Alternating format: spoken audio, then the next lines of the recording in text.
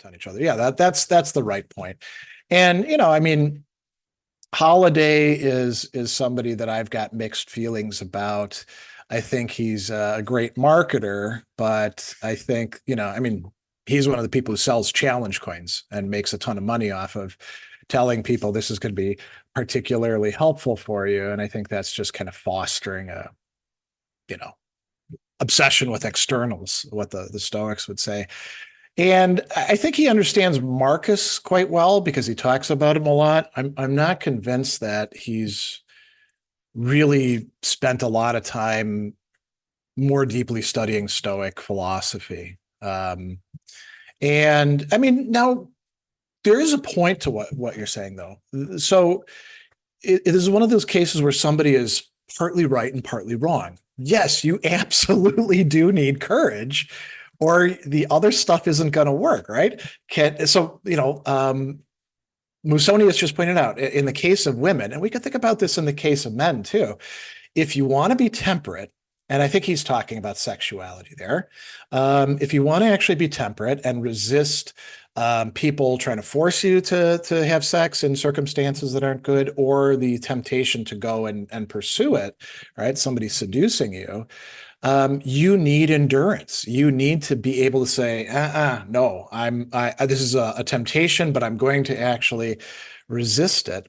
And, what good is it being wise if you can't actually make yourself do the things that you're supposed to do, right? The Greeks had a word for that, akrasia.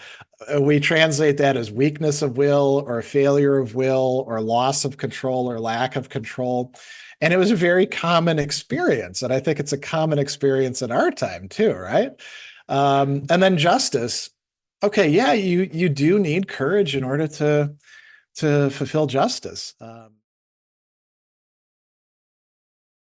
Yeah, so let me jump ahead to something I was going to talk about a little bit later. Epictetus has a chapter exactly on that. He's got a friend who makes a really stupid decision and says that he's going to stick with it because sticking with your decision, that's what a Stoic does. In this case, his friend is going to starve himself to death. And Epictetus says, well, should you do that? I mean, is it a good thing to persist, to persevere in your decision? No, not by itself. It actually has to be a rational decision. So if I was like, so people do this all the time. You should follow your passion.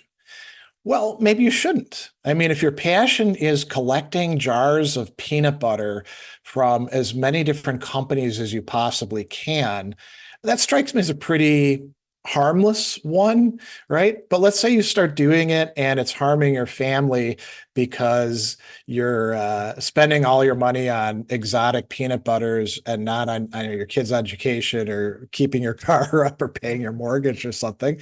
Well, that's foolishness, right? So this is something where I'll level with you. I think that the Stoics are wrong on grief. And now I think that they're partly right. And I like Seneca's position on this. He's got a couple letters where he talks about grief. And in one of his letters, he says that it would be unnatural for you not to feel pain and to even cry, but you need to do it within limits. That reason will help you. And you also want to wean yourself out of it rather than just like letting time erode it. And Epictetus also gets a lot of grief because of Enchiridion 3, where he says, if you're fond of something or feel affection towards it, remind yourself of what it is. So when you kiss your wife or child, remind yourself that they're mortal. When they die, you won't be upset, right? And it makes it sound like, oh, it's what you really need to do is just like make a shell. Don't let anybody in. Kiss your wife or spouse or kid or whatever. But yeah, when they die, they die. That's just the nature of living things, that they're going to die sooner or later. But he's actually saying there, if you love them, And the word there is the word that we use for familial affection, right? So he's not saying don't love your spouse or your kids. He's just saying you don't need to be so troubled when they die because, I mean, this is going to sound rather callous. Every single person that you know, they're either going to die before you or you're going to die after them or you're going to die at the same time because we're all going to die. You know? So it's how we handle that. I would say, it's interesting too, with Cicero. He did grieve. And the one person that he grieved for the most was his daughter, who I would say is probably the person he was closest to in his life.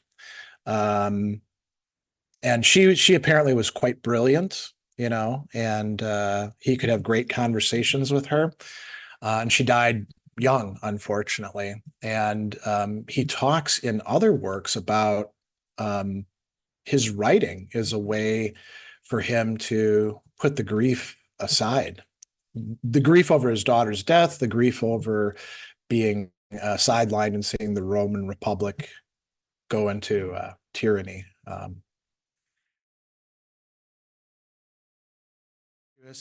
I mean, it's interesting because we don't know that much about Hannibal except through the eyes of the Romans. They typically portray him as vicious. How true is this? We don't really know. We know that he also was kind of he was part of an aristocracy of Carthage and at odds with a lot of the rest of the city and its rulers. And he had kind of his own little fiefdom over in Spain. Um, if you read people like Seneca or Cicero, they will portray him as being brutal, being cruel, rather than being courageous. So, but we don't really know. I don't think we have enough. We certainly don't have the Carthaginian side of things, right? So it's kind of tough to say. Getting punched in the face and finding out that it's actually, unless somebody's really, really strong, like you don't want to get punched in the face by Mike Tyson, um, it's actually not as bad as you think it's going to be. Kind of helps you out. It's similar with romantic stuff, right? Albert Ellis, who is the founder of rational emotive behavior therapy, writes about his experiences with rejection. And if you've ever seen Albert Ellis, he was not anything to look at, and he's got kind of a funny voice, and he was kind of a quirky guy, and he felt very shy around women. This is probably in the 40s, I'm guessing. So he deliberately decided to go up and ask a woman out on a date at like a park, and not in a creepy way, but in a decent, respectful way, knowing that 99% of them were going to reject him. Now, why did he do that? So he could see that rejection was not the terrible thing that would destroy his life, his ego, that he felt it to be. And it worked out. So there's a lot of things like that where we can gradually, by placing ourselves in situations, learn some of this knowledge about what is truly scary and what's not. Now, we probably do need some people to occasionally say something is scary and you didn't realize it. Like let's say you're working in a kitchen. There's a lot of ways to injure yourself working in a kitchen. And so if you're getting too confident about playing around with knives, sooner or later you cut yourself if you work in a kitchen. And what you want it to be is like a cut that's kind of small and can be healed up, and not cutting your finger off, or something else like that, not stabbing somebody by mistake. If a more experienced person sees you and what you're doing is kind of dangerous, maybe they should point it out to you, and then you can be like, "Oh, that is scary. I should avoid doing that sort of thing." Um, I wouldn't interpret it that way. I would say this is like one example of a larger complex of ideas. So that does happen sometimes where you're in the situation, you figure out, okay, how should I look at this? You respond appropriately, right? But some of that, I mean, Epictetus also stresses habits as being absolutely essential. So it's not just having the right mindset in the moment, it's the preparation that goes into it as well, you know. And with, I guess, so Odysseus is an interesting example, right? Because um he is looked at as a hero in the ancient Greek literature.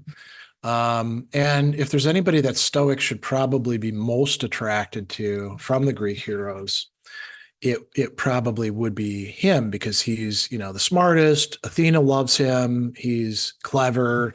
Um,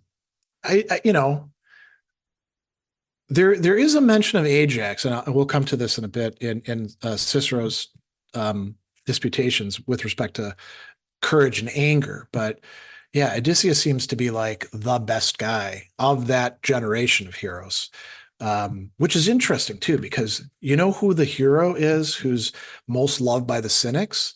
It's Hercules, who's just like the big badass and can, just kind of bowl through stuff. Odysseus uses his brain. Um, and this kind of does point to an important aspect, right? You can't be courageous from a stoic perspective just by following your gut or just being naturally so. You got to think about things, but how much time do you get to think about things? You can't dither around forever, can you? Right? So yeah, that's a good set of points. Um, his distrust of writing was more about it destroys our capacity of memory. And we could say similar things, why do we like to take so many pictures? Because we can, because we have cell phones now that can take a million pictures, right? Um, I very much resisted taking pictures when I was younger of, for example, cats that I raised. I said, I can keep it all in my head. And now I kind of regret doing that because I don't have any pictures of my little boy and little girl, and Mew and Monkey and things like that. I barely have any pictures of my kids because I didn't take them when they were little, you know? So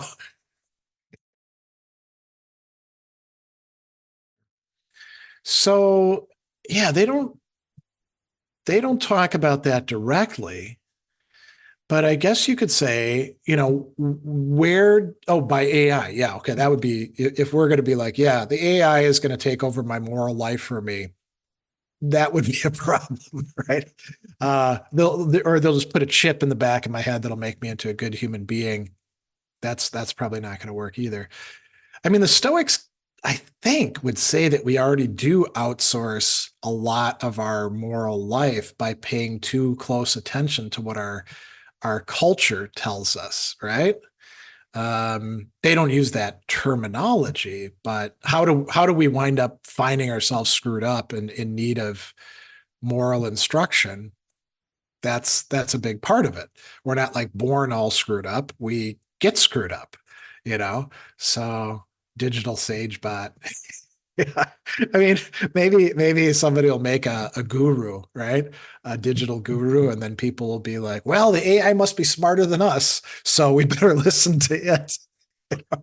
Who knows? I mean, all sorts of weird things could happen in our time. I mean, the one thing we could probably say, and so I'll stop talking here and we'll leave off soon, is that whatever future we envision for, AI, geopolitics, that sort of thing, odds are it's going to be different than what we envision, right?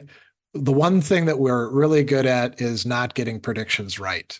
So, not to say that everything will be great, but it won't, the way things are screwed up will probably not be the way we fear most. Nobody knows. The Stoic sage is kind of a legendary figure and used as kind of a ideal to approximate to over time. But um, all the people who talk about the sage basically say, you know, we don't really know, and we just have to make progress towards it. That's something we are going to talk about a bit more in the last week, though, because the Stoics do have this like almost like a turning a switch. You're either vicious or virtuous, a fool or a sage, and we we're all stuck in the middle somewhere. So we want to be able to figure that out. I mean, in a way, when it comes to courage, you could say the sage almost doesn't need courage. They automatically do what they need to do. But again, who are the sages?